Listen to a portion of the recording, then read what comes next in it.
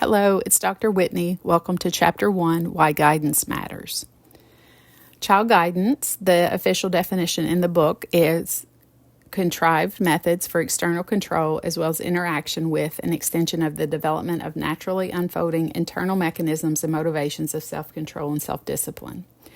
So that when you're starting out and you hear that definition, that seems very heavy of, oh my gosh, what are we supposed to be doing when guiding young children?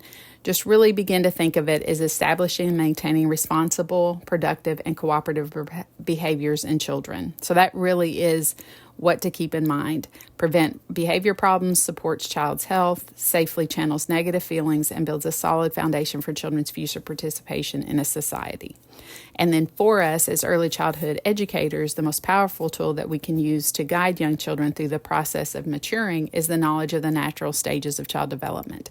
So as we go through our careers working with children, the more that we understand and know about child development helps us be able to individually interact with students, but then also to manage a classroom size just by having that understanding of child development, where we need to take children and what we need to do and expectations in their behavior.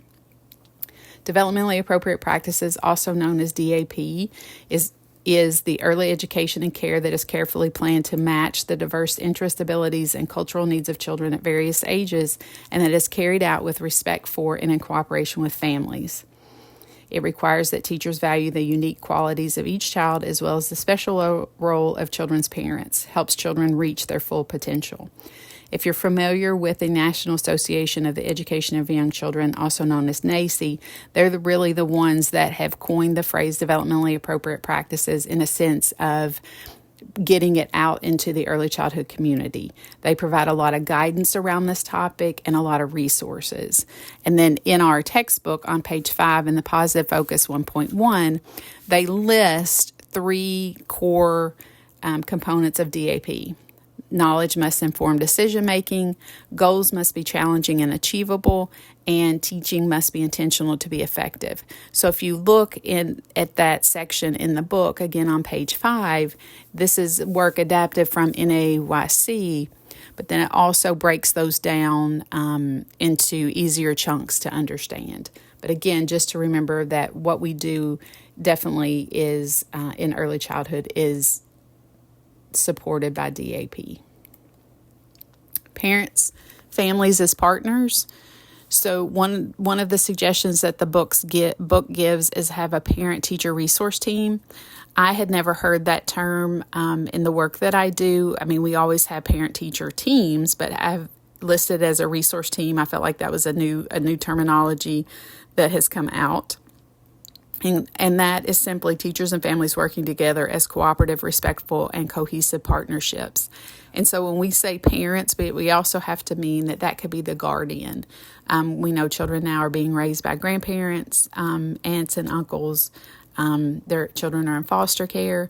So we really have to just be very, receptive of who is in that child's life and who would be part of that resource team. Building strong relationships. So partnerships with families is what we want to do. We want to acknowledge parents, guardians as a child's first teacher.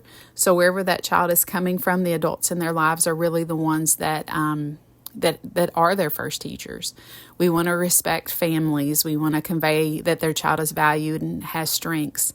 And that's by sharing those pieces really does show to a family that you respect them and their child. Establishing two-way communication. This is if you have a notebook that goes home back and forth with the child to home, so you can share notes and the parent can respond back. It could be an email system. It could be something like Seesaw or Class Dojo that's used, but a way that a family and a teacher can go back and forth and have that communication. And then convince families to be involved. One of the cornerstones of early childhood education is family involvement, and the more that we can invite families in, make them feel comfortable and value them, then the more that they would be involved in their child's education. The purpose of child guidance. So we've talked about what child guidance is, DAP, and then partners, parents and families as partners. Now, what is the purpose of child guidance? So we want to build a foundation on which everything else in the child's life is built on including social interactions with others, learning, and emotional development.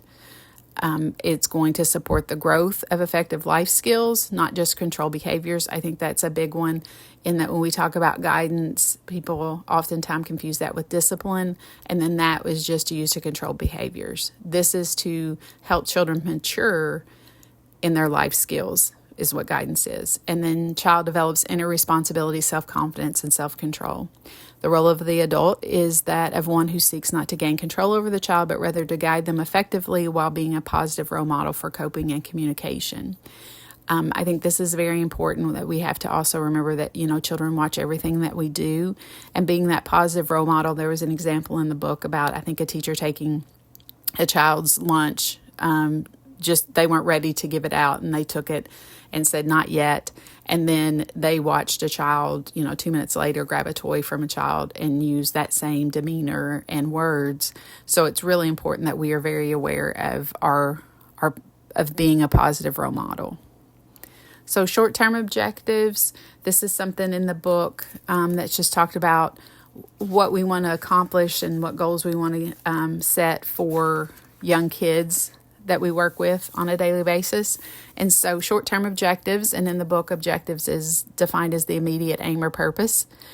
We need to think about, in the realm of behavior, that behavior must not present a clear risk of harm to oneself or others. Behavior must not infringe on the rights of others, and behavior must not unreasonably damage the environment, animals, objects, or materials in the environment. So when we watch and we interact with young children and watch them interact with others, we have to be very aware of these three things with behavior. And then when we think about those, because we're not necessarily going to say those necessarily to young children because they may not understand what they mean, we're going to break those down into three basic principles in the early childhood classroom. Be safe, be kind, and be neat. And then you can see that it also, be safe means healthy, be kind is respectful, and be neat is responsible. So we can break those skills down and talk to young children about that and model what those are and describe to them what they are. And then once we set those three basic principles, then those also can be used to develop classroom rules for children to follow.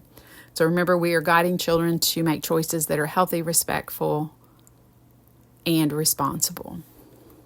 So the opposite of the short-term objectives are the long-term goals. And so this is a goal is defined as an overarching purpose or aspiration. So a critical long-term goal, so this is from the book, is to assist children in their journey to responsible adulthood by nurturing their maturity of self-control, equipping children with the skills and attitudes they need for happy, responsible, and productive adult life. Again, what we're doing in early childhood matters, as it is setting children on the trajectory for life. As adults, understand that the temperament clusters of personality traits with individual and distinctive behavioral patterns of a child. So all children are different. All children have different temperament. And as we work with young kids, we begin to understand and, modify and individualize our interactions with children based on their temperament. The quality and style of the care that adults provide have a strong influence on that continually developing temperament. So in the book, it talks about how temperament can impact how an adult interacts with a child. Be very careful of that, about if a child that you work with can push, quote unquote, your buttons, being very aware of that, but then making sure that when you're interacting with them, that you are doing it with developmentally appropriate practices and very respectful, and then working with them on those three basic principles. So one of the last parts in the book, we're just talking about, children as our future and our investment in the future. And on page 16, this statement was written, and I thought it was a very powerful statement. I said page 16. I'm sorry, it's page 19. Assuring that every child, regardless of income, has a chance at quality early care and education is not a luxury, but rather a necessary step toward building America's future. What we do in early childhood matters every day. So just understanding what you do matters. What you do in the classroom matters every day. It matters to every single child. And again, you may not feel that or even see it, but know what you're doing is building the foundation for young children and their future.